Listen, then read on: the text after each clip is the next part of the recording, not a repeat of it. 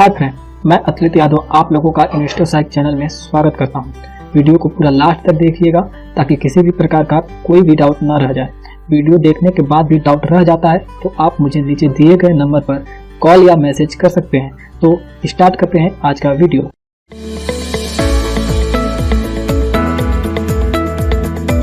मैं आज आप लोगों को Oracle financial service software limited के बारे में बताऊंगा और इस कंपनी के बारे में फंडामेंटल प्लस टेक्निकल दोनों चीज़ों को देखेंगे और वीडियो को पूरा लास्ट तक देखें ताकि कोई भी किसी भी प्रकार का डाउट नहीं रह जाए। और यदि डाउट रह जाता है तो नीचे दिए गए नंबर पर मैसेज कर सकते हैं और कमेंट कर सकते हैं।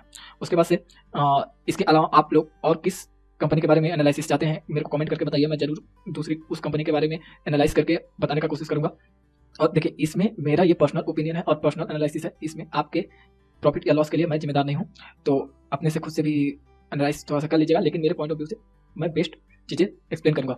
तो ये मेरे सामने ओरेकल फाइनेंशियल सर्विसेज का चार्ट ओपन है, लेकिन उससे पहले फंडामेंटल एनालिसिस कर लेते हैं हम लोग। तो मैं आप लोग को टिकट टैप के वेबसाइट के ऊपर लेकर के जाऊँगा और मैं सबसे पहले इन 5 पॉइंट को एक्सप्लेन करूँगा आप लोगों के सामने। देखिए, ये जो कंपनी है वो बहुत ही ज़्यादा अभी जिस प्राइस पे ट्रेड कर रही है वो उसकी प्राइस इंट्रिंसिक वैल्यू है, ठीक है। अभी मतलब कि जितना प्राइस होना चाहिए उससे नीचे है अभी, ठीक है, इसका प्राइस, ठीक। उसके बाद से return versus fix deposit rate जो है, ठीक है, वो अभी बहुत ज़्यादा है। इसका फिक्स डिपॉजिट से ज़्यादा रिटर्न दे रहा है, ठीक है। उसके बाद से डिविडेंड अच्छा प्रोवाइड करता है ये कंपनी और एंट्री पॉइंट भी बहुत ही बढ़िया है अभी इस समय। और सबसे मेन जो पॉइंट मैं बोलता हूँ कि इसे मतलब मैं ज़्यादा ऑब्जर्व करता हूँ, क्योंकि जब किसी भी कंपनी के ऊपर रेड फ्लैग लग जाता है तो उसके लिए बहुत सारी प्रॉब्लम क्रिएट हो जाती है। लेकिन इस कंपनी का कोई रेड फ्लैग नहीं है और बहुत ही अच्छी कंपनी है, बहुत ही अच्छे से इसके प्रोमोटर हैंडल कर रहे हैं।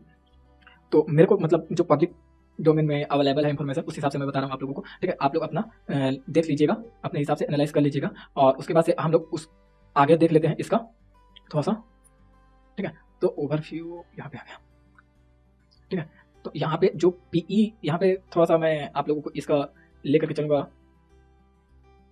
बीएससी के वेबसाइट पे भी मैं दिखा दूंगा। इसका पीई जो यहाँ पे है थोड़ा सा ज़्यादा दिखा रहा है, शो कर रहा है, ठीक है। लेकिन ये प्राइवेट मतलब वेबसाइटें हैं तो इस पर अपडेटेड इन्फॉर्मेशन रहती है। इसका पीई जो चल रहा है वो 18.9 चल रहा है। उसके बाद से सेक्टर का जो पीई है वो 29.54 है। उसके बाद से देखिए, सेक्टर के PE price to earning ratio से इसका पीई कम है अभी, ठीक है। उसके बाद से सेक्टर का पी भी जो है प्राइस टू बुक वैल्यू, और इसका जो प्राइस टू बुक वैल्यू है वो कम है सेक्टर के, ठीक है। सेक्टर जो परफॉर्म कर रहा है उसका प्राइस टू बुक वैल्यू बहुत ज़्यादा है और इसका कम है, यानी अच्छा है, बहुत बढ़िया है। उसके बाद से देखिए, जो सेक्टर अपने को रिटर्न दे रहा है, डिविडेंड यील्ड दे रहा है, वो 1.11% है। लेकिन ये कंपनी जो रिटर्न दे रही है डिविडेंड यील्ड वो उससे कहीं ज़्यादा है, 5 टाइम ज़्यादा है, ठीक है, 5 गुना ज़्यादा है, यानी 5.59 है, ठीक है। तो ये बहुत ही अच्छा पॉइंट है, हम लोगों को कंसिडर करना चाहिए इस कंपनी को। और मैं बोलूँगा कि लास्ट में अपना ओपिनियन बताऊँगा कि क्या करना चाहिए, ठीक है। उसके बाद से हम लोग देख लेते हैं इसका फोरकास्टिंग 100% चल रही है। उसके इसका ब्रांड जो है वो, और कंपनी के बारे में थोड़ा सा इन्फॉर्मेशन पढ़ लीजिए, मतलब बहुत कम दिया रहता है तो भी। Oracle financial service software limited is a provider of IT solution. क्या करती है? आईटी सॉल्यूशन देती है। किसको देती है? फाइनेंशियल सर्विसेज इंडस्ट्री को, ठीक है। उसके बाद से the company offer a suite of banking product. किसको? Banking product category to the need of corporate retail investment banking and treasury operation, ठीक है। उनको ये सारी सर्विसेज देखती है और यह है उसका ब्रांड ओरेकल फाइनेंशियल सर्विसेज, ठीक है। उसके बाद से हम लोग देख लेते हैं उसके कुछ पीयर्स ग्रुप हैं, ठीक है। पीयर्स यानी उसके कंपटीटर जो है उनका जो दिया हुआ है थोड़ा सा डाटा, उसको भी हम लोग एनालाइज कर लेते हैं, देख लेते हैं। देखिए, इसका पी जो ओरेकल का है वो 18 पॉइंट समथिंग दिया था, ठीक है। लेकिन इसका पी जो चल रहा है एल का, L&T टेक्नोलॉजी सर्विसेज ये भी देती है, तो उसका 29, यानी इसका वैल्यूएशन ज़्यादा हो चुका है। उसके बाद से इसका पी टाटा एलेक्सिस लिमिटेड का, ठीक है, एलेक्सिस लिमिटेड 42, इसका भी पी बहुत ज़्यादा बहुत ऊपर है। उसके बाद से हम लोग देख लेते हैं इसका एक और कंपनी है, इसका 33.12 है, ठीक है। और उसके नीचे हम लोग देख लेते हैं थोड़ा सा फाइनेंशियल, ठीक है। फाइनेंशियल रिजल्ट को हम लोग देख लेते हैं। तो फाइनेंशियल रिजल्ट बहुत ही बढ़िया रहा है, हर साल इंक्रीज किया है, ठीक है, इंक्रीज किया है। 17 से 18 के बीच में इंक्रीजमेंट हुआ है, 18 से 19 के बीच में, 19 से 20 के बीच में भी इंक्रीज हुआ है। सॉरी, थोड़ा सा मतलब रिवेन्यू में डिक्रीज हुआ है, रिवेन्यू थोड़ा सा डिक्रीज हुआ है, लेकिन प्रॉफिट इंक्रीज हुआ है, प्रॉफिट अप हुआ है, ठीक है। लेकिन रिवेन्यू गिरना थोड़ा सा बेकार माना जाता है, रिवेन्यू इंक्रीज होना चाहिए और उसके साथ ही प्रॉफिट इंक्रीज हो तो ज़्यादा मजा आता है। लेकिन फिर भी बहुत सारी कंपनियों का 19-20 के बीच में रिवेन्यू गिरा हुआ है, लेकिन प्रॉफिट को मेंटेन करके रखा है, इंक्रीज कर लिया है अपने कॉस्ट को कम करके, ठीक है। उसके बाद से हम लोग देख लेते हैं इसका शेयर होल्डिंग पैटर्न्स, ठीक है, शेयर होल्डिंग पैटर्न्स में देख लेते हैं क्या है इसके शेयर होल्डिंग पैटर्न्स, कौन कौन है और किनके पास कितना कितना होल्डिंग है। ये सितंबर का डाटा है, सितंबर 2020 का है, ठीक है। और उसके बाद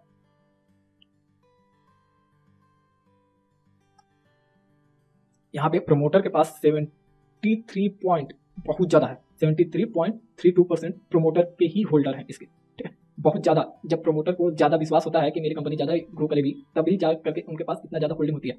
उसके पास म्यूचुअल फंड के पास भी देखिए बहुत ज़्यादा होल्डिंग है, 4.3% होल्डिंग है। उसके पास डोमेस्टिक इंस्टीट्यूशन के भी पास बहुत है, अच्छा खासा होल्डिंग है। उसके पास फॉरेन इंस्टीट्यूशन के पास अच्छी खासी होल्डिंग है, 12.42 है। उसके बाद रिटेल इन्वेस्टर एंड अदर्स, देखिए मैं पिछला ITC का जो वीडियो बनाया था उसमें भी बताया था कि पता नहीं क्यों रिटेल इन्वेस्टर अच्छी कंपनियों का शेयर खरीदते ही नहीं है, ये मेरे को नहीं पता, लॉजिक ही नहीं पता चलता है। देखिए रिटेल इन्वेस्टर के कैटेगरी में 2 कैटेगरी दी है, ठीक है।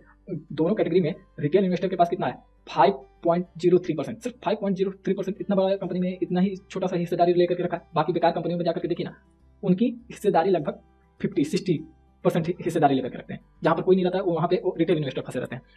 तो ये दिक्कत परेशानी है, और मैं आप लोगों को ये चीज़ों को ध्यान में रखने के लिए बोलूँगा। जहाँ पर देखिए, और आप लोग एक क्राइटेरिया बना लीजिए कि जहाँ पे कम है रिटेल इन्वेस्टर और बड़े बड़े इन्वेस्टर यानी कि FII, DII या फॉरेन इंस्टीट्यूशन ये सभी ज़्यादा हैं, प्रमोटर्स ज़्यादा हैं, वहाँ पे ही हम लोग बाई करेंगे, कभी भी लॉस में नहीं जाएंगे।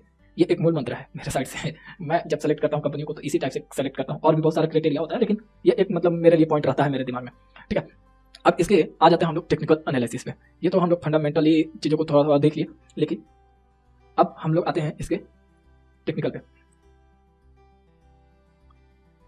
देखिए इसका अभी प्राइस जो चल रहा है वो है, क्लोजिंग जो प्राइस हुई है वो लगभग 3220 के आसपास क्लोजिंग हुई है, ठीक है। उसके बाद जो ये मतलब आप लोगों को यहाँ पे ये देखिए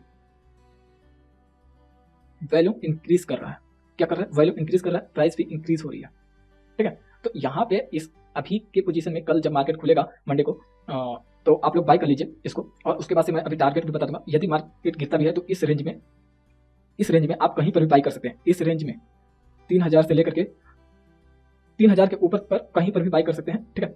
और 3000 से लेकर के 3100 या 3200 के रेंज में यहाँ पे कहीं पर भी मिलता है तो ये शेयर बाई कीजिए, आप डेफिनेटली प्रॉफिट कमाएंगे। उसके बाद से यदि मान लीजिए कि इसको 3000 के लेवल को ये ब्रेक कर देता है तो फिर दोबारा एवरेजिंग कर लीजिएगा। देखिए कंपनी अच्छी होती है तो उस कंपनी में रिटर्न लेकर के ही निकला जाता है। ये नहीं कि कंपनी अच्छी है और हम लोग निकल जा रहे हैं, नीचे गिर रही है कंपनी तो निकल जा रहे हैं, नहीं। कंपनी अच्छी रहेगी तो वहाँ पे ही सबसे ज़्यादा पहले मूवमेंट आता है और सबसे ज़्यादा रिटर्न मिलता है।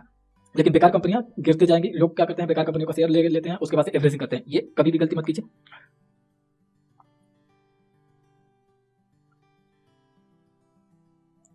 यदि 3000 के लेवल को यदि ये ब्रेक कर देता है तो आपको दोबारा एवरेजिंग 2600 से लेकर के 2700 के बीच में यहाँ पे इस पॉइंट पे इस रेंज में, ठीक है, 2600 से लेकर के आपको 26 से 2700 के बीच में कहीं पर भी आप एवरेजिंग कर सकते हैं।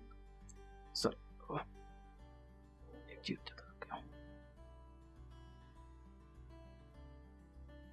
ठीक है। और उसके बाद से टारगेट अब हम लोग देख लेते हैं। सबसे पहले तो सबसे पहला जो टारगेट रहेगा ये वाला जो पॉइंट है, यहाँ पे अभी रिसेंटली हाई बना रहा था लगभग 3400 के आसपास, ठीक है। तो यहाँ पे 3200 के आसपास बाई करके आप 3400 का 200 रुपये का आप मूव देख सकते हैं। उसके बाद से यदि इसके ऊपर यदि देता है, जो कि मेरे को सक्सेसफुली लग रहा है कि ये इसके ऊपर क्लोजिंग देगा और इसके ऊपर सस्टेन भी करेगा, तो इसके यदि ऊपर सस्टेन करता है तो आपको दूसरा पहला जो टारगेट है T1 जो रहेगा वो 3410 का रहेगा, ठीक है। और जो दूसरा टारगेट रहेगा T2 रहेगा, ठीक है, वो 3740 का रहेगा, दूसरा जो टारगेट रहेगा। उसके बाद से यदि इसके ऊपर रेल निकलता है, हालांकि इस पे बहुत ज़्यादा रुकने वाला है, रेजिस्टेंस फेस करने वाला है, 3704 के आसपास रेजिस्टेंस फेस करेगा। क्यों फेस करेगा मैं अभी आप लोगों को दिखा देता हूँ। हम लोग यदि बहुत पीछे चले जाएं, बहुत पीछे करने का मतलब कि 19 में, ठीक है, तो 19 से भी पीछे है, ठीक है, 19 से भी पीछे हैं हम लोग। और उस समय ये हाई बना रहा था इसके आसपास 4500 के आसपास ये हाई बना रहा था, ठीक है, ये वाला पॉइंट। तो और उसके बाद से यहीं से गिरावट आई थी, हालांकि फिर से दोबारा इसमें हलचल होना स्टार्ट हो चुका है। आईटी सेक्टर बहुत परफॉर्म कर रहा है, तो ये भी एक आईटी सेक्टर का स्टॉक है और बहुत बेस्ट स्टॉक है। इस प्राइस पे सही वैल्यूएशन पे मिल रहा है, लॉन्ग टर्म के लिए भी इन्वेस्ट कीजिए। तो यहाँ पे इस यदि 3700 को ब्रेक करता है सक्सेसफुली तो ये चला जाएगा 4500 को टच करने और इसके ऊपर भी जा सकता है, यदि नया एक हाई इसके ऊपर यदि जाकर के क्लोजिंग देता है कभी तब। लेकिन सबसे पहले टारगेट पहला और दूसरा लेकर के और उसके बाद से दोबारा कंसोलिडेशन कहीं आता है तो आप दोबारा एंट्री ले सकते हैं। चलिए और ये वीडियो आपको कैसा लगा, ये चीज़ों को मेरे को बताइएगा, जरूर कमेंट करके बताइए। और भी बहुत सारा फाइनेंशियल है इसमें एनालाइज करने के लिए, लेकिन वीडियो बहुत लंबा हो जाता है। देख ही लीजिए, यहाँ पे मैं आप लोगों को थोड़ा सा एक और ये पॉइंट छूट जा रहा था इस वीडियो में, तो मैं इसे भी बता देता हूँ। EPS इसका जो है अर्निंग पर शेयर जो वो 198 का है, 198 का। कैश अर्निंग पर शेयर जो है, कैश अर्निंग पर शेयर जो है वो 200, ठीक है, 208 के आसपास है। और PE मैं आपको बताया ना कि इस पे PE कम दिया हुआ है, देखिए कितना दिया हुआ है, PE 16.22 है, ठीक है, P भी कम है। रिटर्न ऑन इक्विटी 35 है, बहुत ही बेस्ट है, बहुत ही अच्छा है रिटर्न ऑन इक्विटी, ठीक है। तो ये पॉइंट थोड़ा सा छूट गया था। आपको वीडियो कैसा लगा कमेंट करके जरूर कमेंट सेक्शन में बताइए, और आप किस कंपनी के बारे में एनालिसिस चाहते हैं उसके बारे में मेरे को बता दीजिए कमेंट सेक्शन में, तो मैं पक्का उस पर बनाने का कोशिश करूंगा। Thank you.